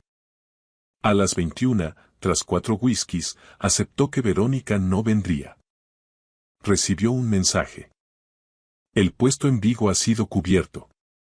Sus opciones en Pinnacle y filiales están cerradas. Adrián estrelló su vaso contra la pared. La seguridad lo echó a la calle. Mientras caminaba tambaleándose, un plan más oscuro tomó forma. Si no podía herir a Rafael profesionalmente, lo haría de otra manera. Señor, tenemos una situación. La voz de Harold Whitney sonaba tensa por teléfono. Adrián Castro acaba de entrar en el edificio, se ha saltado la seguridad y se dirige a la planta ejecutiva. Las cámaras muestran que lleva algo bajo la chaqueta. Rafael calculó rápido. Alerta a seguridad. Protocolo de cierre total. ¿Dónde está Verónica? En la sala de conferencias de la planta 28. Presentación al equipo de operaciones. Enviad seguridad allí primero, ordenó Rafael, moviéndose ya hacia su ascensor privado. Voy para allá. Las alarmas empezaron a tronar. El ascensor se abrió en medio del caos. Rafael se movió con determinación hacia la sala de conferencias. Dobló la esquina justo cuando Adrián irrumpía en la sala, con los ojos desorbitados. A través de las paredes de cristal, Rafael vio a Verónica y su equipo congelados. Rafael sacó una pistola oculta en su tobillo, una precaución que tomaba desde las primeras amenazas en Quantum, y se acercó con cuidado. Dentro, Adrián gritaba incoherencias, blandiendo un arma que sacó de su chaqueta. Todo esto es por tu culpa. Le gritaba a Verónica. Tú y tu marido lo habéis arruinado todo. Rafael hizo una señal al equipo de seguridad para que mantuvieran posiciones. Necesitaba acercarse. Dominique, por favor, la voz de Verónica era sorprendentemente firme. Baja el arma. ¿Crees que eso arreglará algo? Adrián rió con amargura. Tu marido me lo quitó todo. Trabajo, reputación, futuro. Veamos qué siente él al perder algo que le importa. Yo no le importo, dijo Verónica en voz baja. Nos estamos divorciando, ¿recuerdas? Herirme a mí no le herirá a él. Adrián dudó. Entonces iré a por él después de acabar contigo. ¿Dónde está? Aquí mismo, dijo Rafael con voz clara, entrando en la sala y apuntando fijamente a Dominique. Déjalos ir, Castro. Esto es entre tú y yo. Adrián se giró, sobresaltado. ¿Crees que puedes aparecer y dar órdenes como si fueras el dueño del mundo? Esta vez no. Adrián hizo amago de disparar, pero Rafael fue más rápido. Un solo disparo resonó en la sala, impactando en el hombro de Dominique. Este cayó al suelo gritando de dolor mientras la seguridad entraba para reducirlo. Rafael evaluó la situación rápidamente. ¿Están todos bien? Los empleados asintieron, mudos. Verónica estaba petrificada, mirando a Rafael como si lo viera por primera vez. Señor Whitney, asegúrese de que el señor Castro reciba atención médica antes de que se lo lleve la policía, instruyó Rafael con calma. Señorita Strickland, coordine apoyo psicológico para quien lo necesite. Mientras se llevaban a Adrián esposado y sangrando, los ojos de Rafael se encontraron con los de Verónica. Gracias, dijo ella simplemente. Rafael asintió una vez y se giró para irse. Tómense el resto del día libre. Reprogramaremos la presentación. El incidente fue portada al día siguiente. El multimillonario Rafael Ruiz detiene a un atacante armado en Dinámica Cúspide. La prensa lo pintó como un héroe. Verónica encontró una nota manuscrita en su despacho. Tu gestión de la situación ayer fue admirable. RR. Fue la primera comunicación personal en semanas. Ese mismo día, Rafael convocó una reunión de la Junta. Para sorpresa de Verónica, la invitó a asistir. Al entrar, él la apartó un momento. Quiero dejarlo claro, dijo en voz baja. No fui a esa sala por ti específicamente. Habría hecho lo mismo por cualquier empleado. Verónica lo miró fijamente. Lo entiendo. Pero gracias de todos modos. Algo brilló en los ojos de él. No era perdón, pero sí un ligero ablandamiento. El proceso de divorcio sigue adelante, añadió. Esto no cambia nada personal entre nosotros. Lo sé. He firmado los papeles. Están con mi abogado. Rafael asintió y ocupó su lugar en la cabecera. El breve momento de conexión se desvaneció, pero Verónica se dio cuenta de que algo había cambiado. Por primera vez, la gente no la miraba con lástima, sino con respeto por haber mantenido la calma ante el peligro. No era la redención, pero era un comienzo. 6 meses después, Dinámica Cúspide celebró su trimestre más rentable. Bajo el mando de Rafael, la empresa se expandió. En ese tiempo, Verónica transformó su departamento, aumentando la eficiencia un 30%. Su equipo la respetaba.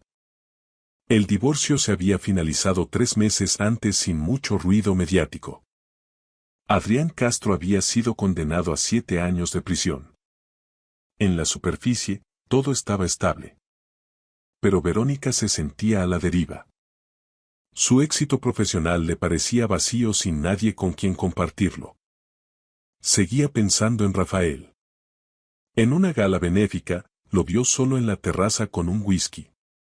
Se acercó usando un pretexto profesional sobre un contrato. He visto el informe. Buen trabajo, asintió Rafael. El silencio se estiró. Rafael, aventuró ella, han pasado 6 meses. ¿Podemos hablar como personas, no solo como colegas? ¿Un reconocimiento de que hubo 10 años de matrimonio antes del final? Rafael la estudió. ¿Qué quieres que reconozca, Verónica? ¿Que hubo buenos momentos antes de que me traicionaras? ¿Que hubo conexión antes de que decidieras que yo no era suficiente? No es justo. Lo que hice estuvo mal, pero nuestro matrimonio ya tenía problemas. Eras distante, ocultabas tu vida. Fui selectivo, corrigió Rafael. Porque quería a alguien que me valorara por mí mismo, no por mi patrimonio. Una distinción que resultó ser muy relevante, ¿no crees? Verónica apartó la mirada. Me merezco eso. Pero no te quise por el dinero que no sabía que tenías. Me quisiste hasta que decidiste destruirlo todo por un ascenso. No fue solo el ascenso, admitió ella. Fue sentirme vista, valorada. Adrián me hizo sentir poderosa. Porque te manipuló con halagos vacíos, sentenció Rafael. Eso dice mucho de lo que valoras. Se quedaron en silencio. Tengo una pregunta, dijo Rafael. Si pudieras volver atrás, sabiendo todo, ¿lo volverías a hacer? ¿Traicionarías nuestro matrimonio? No, dijo ella. No porque resultara ser rico, sino porque he aprendido que la integridad importa más que el ascenso. Que la confianza, una vez rota, no se restaura del todo. Rafael asintió imperceptiblemente. Al menos has aprendido algo valioso. ¿Y tú? Preguntó ella. ¿Has aprendido algo? A confiar en mis instintos. Sospeché desde el principio que tu ambición superaría a tu lealtad. Debí hacer caso a mi intuición en lugar de esperar estar equivocado. Es una lección muy triste, susurró Verónica. Es realista. Debo volver dentro. Rafael. Ella le puso la mano en el brazo. Fue el primer contacto físico en meses. Por lo que valga. Lo siento. No solo por las consecuencias, sino por haberte herido. Por romper algo que podría haber sido real. Rafael miró su mano y luego su rostro. Vio el dolor tras su máscara de control. Te creo, Verónica. Pero hay cosas que no se arreglan con una disculpa. Retiró suavemente la mano y volvió a la gala, dejándola sola. 2 semanas después, la llamó a su despacho. Estaba con Nacho y Harold. Quantum Holdings se expande internacionalmente, dijo él cuando se quedaron solos. Abrimos sede europea en Zúrich. Necesito a alguien que dirija las operaciones allí. Te ofrezco el puesto. Vicepresidenta ejecutiva de operaciones en Europa, informando directamente a la Junta. Gran aumento de sueldo y autonomía total. Verónica se quedó atónita. ¿Por qué yo? Porque eres la mejor para el puesto. Tu trabajo ha sido excepcional. Te lo has ganado por mérito. Y no tiene nada que ver con quererte en otro continente. Una leve sonrisa apareció en sus labios. Aunque eso sea un beneficio secundario, no lo niego. Verónica consideró la oferta. Zúrich. Un nuevo comienzo, lejos de los chismes. ¿Cuándo empezaría? 3 semanas. ¿Y si me niego? Seguirías en tu puesto actual. No es un ultimátum, es una oportunidad. Decídelo según tu futuro. Acepto. Bien. Gina enviará el contrato. Verónica se detuvo en la puerta. ¿Algo de lo nuestro fue real, Rafael? Él levantó la vista. Partes de ello lo fueron. Pero no las suficientes, al parecer. Adiós, Rafael. Adiós, Verónica. Buena suerte en Zúrich. 3 meses después, Rafael miraba Madrid desde su ático con Nacho. Verónica lo está abordando en Zúrich, comentó Nacho. Las operaciones europeas están un 20% por encima de lo previsto. No me sorprende, dijo Rafael. Profesionalmente es excepcional. ¿Alguna duda? ¿Sobre cómo terminó todo? ¿Valió la pena la venganza? Las acciones han subido un 45%. Financieramente, sí. Sabes que no me refiero a eso. Rafael se giró. Me satisface haber visto su cara cuando supo quién era yo, sí. Duermo mejor sabiendo que Adrián Castro está acabado, sí. Pero la venganza no restaura lo que se rompió. Es justicia, no curación. ¿Y ahora qué? Preguntó Nacho. Ahora me centro en construir algo que no pueda ser traicionado. Algo más grande que las relaciones personales. He pasado demasiado tiempo reaccionando a la traición, es hora de crear un legado. ¿Y Verónica? Si brilla en Zúrich, beneficia a la empresa. El negocio es el negocio, pero personalmente, ese capítulo está cerrado para siempre. Nacho brindó. Por los capítulos cerrados y los nuevos comienzos. Y por las lecciones aprendidas, concluyó Rafael. Rafael Ruiz había perdido una esposa, pero había ganado claridad. Algunos lo llamarían frío, él lo llamaba supervivencia. Y habiendo sobrevivido, ahora prosperaría. Gracias por escuchar mi historia hasta el final. Si resonó contigo, dale like, escribe en los comentarios qué fue lo que más te tocó y no olvides decir de dónde eres. Suscríbete al canal, Vienen muchas más historias.